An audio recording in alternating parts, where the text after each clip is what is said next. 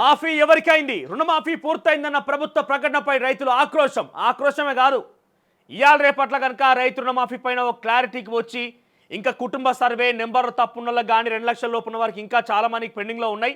అవి కనుక చేయకపోతే డెఫినెట్గా రేవంత్ రెడ్డి ఒకటి గుర్తుపెట్టుకోవాలి, ఏంటంటే నాగళ్ళు పట్టుకొని మళ్ళీ సెక్రటరియట్ ముంగట్టుకో నీ ఇంటి ముందుకో రాకముందే ఇది తక్షణ పరిష్కారం దిశగా ప్రయత్నం చేయకపోతే డెఫినెట్గా నీ ప్రభుత్వం ఎన్నడూ లేని విధంగా రైతుల నుంచి ఆ కోపాన్ని ఎదుర్కోవాల్సి వస్తుంది. ఎంతటి స్థాయిలో అంటే చాలా మంది కళ్ళ ఒత్తులేసుకొని చూసిరయ్యా, నువ్వే రుణమాఫీ చేస్తావు, బాగా పొడుగు చేస్తావు, వాళ్ళని పెత్తనానికి వాళ్ళని బాగా బయటికి తీసుకొస్తావు అనుకొని, ఎలుగుకు తీసుకొస్తావు అనుకొని ఏం చేసినావు? ఎంతమందికి చేసినావు? ఇక్కడ జరిగింది ఏంటంటే రుణమాఫీ విషయంలో కూడా ఒక విషయం మీకు మంచిగా చెప్పే ప్రయత్నం చేస్తా, డీటెయిల్గా మాట్లాడతా తర్వాత నేను కూడా. సో ఏం జరిగింది? కేసీఆర్ రుణమాఫీ ₹1,00,000 ఎవరెవరికైనా చేసుకొచ్చిండో ఆ లిస్ట్నే కేవలం మొదటి విడతలో బయటపెట్టింది కాంగ్రెస్ పార్టీ ప్రభుత్వం. బ్యాంకర్లు ఏం చేసిరు? కేసీఆర్ సమయంలో ₹1,00,000 రుణమాఫీ ఎవరికైతే అయిందో అయ్యి మళ్ళీ రుణాలు తీసుకున్నారు, ₹1,00,000 రుణమాఫీ అయిపోయి మళ్ళీ రుణాలు తీసుకున్నారో ఆ లిస్టును మాత్రమే మొదట బ్యాంకర్లు బయటపెట్టిర్రు. ఆ మొదటి విడతగా చేసిన వాళ్ళందరూ కూడా కేసీఆర్ హయాంలో రుణమాఫీ జరిగి మళ్ళీ రుణమాఫీ జరిగింది వాళ్ళందరికీ కూడా. 2 సార్లు జరిగింది. కేసీఆర్ సమయంలో ₹1,00,000 రుణమాఫీ జరిగింది. ఆ తర్వాత ఎవరికైతే మళ్ళీ తిరిగి రుణాలు తీసుకున్నారో వాళ్ళ లిస్టు మాత్రమే మొదట బ్యాంకర్లు కాంగ్రెస్ పార్టీ ప్రభుత్వానికి ఇచ్చారు. సో సేమ్ గతంలో రుణమాఫీ జరిగిన వాళ్ళకే మళ్ళీ రుణమాఫీ అయింది. ఇక ₹1,50,000 విషయానికి వస్తే ₹1,50,000 ఇక్కడ ఎవరైతే మించిపోయిర్రో ₹1,00,000 రుణమాఫీ అయిపోయి అంతకు పైగా ఎవరైతే ఉన్నారో వాళ్ళందరికీ సెకండ్ లిస్ట్లో వచ్చింది. ఆల్రెడీ రుణమాఫీ జరిగి ఉన్నవారికి మొదటి విడతలో జరిగితే రుణమాఫీ కాని వాళ్ళకి రెండో విడతలో వచ్చింది. ఇప్పుడు మూడో విడత 2 లక్షల రుణమాఫీ అని చెప్పినటువంటి పరిణామాల్లో కొన్ని వేల మందికి, కొన్ని వేల మీద లెక్క పెట్టచ్చు మనం. ఊరికి ఒక 10 మందికి, ఊరికి ఒక 2కి, ఒకరికి మాత్రమే జరిగింది. అయితే ఇదంతా పూర్తయిందని కాంగ్రెస్ పార్టీ ప్రభుత్వం చెప్తుంటే 2 లక్షల రుణమాఫీ రూపంలో కుటుంబ సర్వే, భార్యాభర్తలు ఇద్దరికి ఉన్నటువంటి సర్వే దాంట్లో ఒక్కరికి కూడా కాలే. ఎందుకంటే కొన్ని మంచిగా ఉదాహరణలు ఉన్నాయి నా దగ్గర. ఒక్కరికి కూడా కాలే. భార్య పేరు మీద ఒక 50,000, భర్త పేరు మీద ఒక ₹1,00,000 తీసుకొచ్చుకుంటే కనుక ₹1,50,000 లోపే ఉంది. కాబట్టి ఇటువంటి అనేకంగా కోకొల్లలుగా ఉన్నాయి. తర్వాత ₹2,01,000 లేదా ₹2,00,000 ఎగ్జాక్ట్గా ఉన్నా కూడా ఈ రుణాలు మాఫీ కాలే. పైపెచ్చి ₹10,000 ₹2,00,000 వరకు తీసుకొచ్చినందుకు చాలామంది రైతులు కట్టేసిర్రు. కానీ ఈ రుణాలు మాఫీ కాలే. 2 లక్షల రుణమాఫీ ₹2,00,000 ఎగ్జాక్ట్గా ఉన్నా కూడా రైతులు ఏం చేసి పోయి మళ్ళీ ఓ ₹10,000 కడదాం పోతే పోని, ఈ ₹10,000 కడితే మనకు 2 లక్షల లోపు పడిపోతుంది కదా, సో దీన్ని మాకు మాఫీ అవుతుందని చాలామంది ఆశతోని ₹10,000 అప్పో చేసి ఈ 6 కాలంలో, అంటే ఓవైపు పంట కోసం పెట్టుబడి పెడుతూనే ఉండాలి, అప్పో చేసి లేకపోతే పిల్ల మెడల పుస్తలదారు తీసుకుపోయి కుదోబెట్టి కూడా ఆ బ్యాంకుల నుంచి లోన్లు పట్టుకొచ్చి ఇది కట్టిరు. ఎందుకంటే మాపైతే మళ్ళీ అత్తయ్య గారి పైసలు మాకు తీసుకోవచ్చు కదా, పంట సాయం కోసం అక్కడికి వస్తుంది, ఆ చైనో మన్నో ఇడిపించుకోవచ్చు కదా, మళ్ళీ నాకు ఆశతో వాళ్ళంతా కూడా ప్రయత్నం చేశారు. వీళ్ళు రుణమాఫీ కాలే. తర్వాత ఇక్కడ ఇంకొక అంశం ఏంటంటే ₹1,00,000 సంబంధించి అయితే రుణమాఫీ చేసుకొచ్చిర్రు దాంట్లో కూడా ఆధార్ కార్డ్ లింకింగ్ లేని వాళ్ళకు ఇంకా కూడా పరిష్కారం కాలే. తిప్పి కొడితే మొన్న అయింది ఎంతయ్యా అంటే ₹2,000 కోట్ల. మీరు చెప్పిన ప్రకారంగా 31,000 కోట్లు ఉంటే ఇప్పటివరకు మీరు చేసింది 19 కోట్లు అయితే ఎట్లా రుణమాఫీ పూర్తవుతుంది? మేము డైరెక్ట్గా రేవంత్ రెడ్డిని హెచ్చరిస్తున్నాం. రేవంత్ రెడ్డి గారు క్షేత్రస్థాయిలో మీకు ప్రతికూల వాతావరణం అన్నది డెఫినెట్గా చెప్తున్నాం.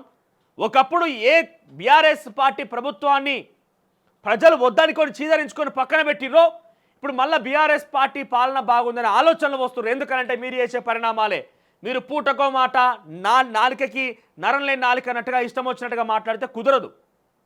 క్షేత్రస్థాయిలో అనేక ఇబ్బందులు జరుగుతున్నాయి. ఇది జరుగుతుంది చాలా కళ్ళ ముందు ప్రత్యక్షంగా ఉన్నది కదా. ఇంకా ఏవో స్థాయి అధికారులు ఏం చెప్తున్నారు, ఇక్కడ 1,50,000 1,10,000 ఇట్లున్న అందరికీ కూడా కుటుంబ సర్వే చేసినా మీకు అందరికి వస్తాయి, అందరి దగ్గర నుంచి అప్లికేషన్లు తీసుకొని ఫోటోలు తీసుకొని పోతే వేల మంది దగ్గర సర్వే చేస్తే కేవలం 10ల సంఖ్యలో కూడా మీరు రుణమాఫీ విడుదల చేయలేకపోయారు, సాధ్యం కాలేదు.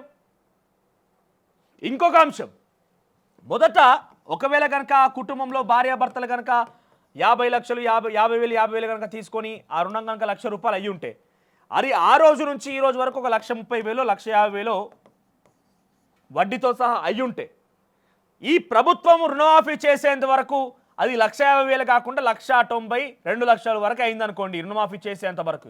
వాళ్ళు తీసుకున్నది 1,00,000. ఈ వడ్డీలు కాస్త ఒకవేళ కనుక 2 లక్షల వరకు చేరినాయనంటే వాళ్ళు తీసుకున్నప్పుడు 1,00,000 తీసుకున్నారు.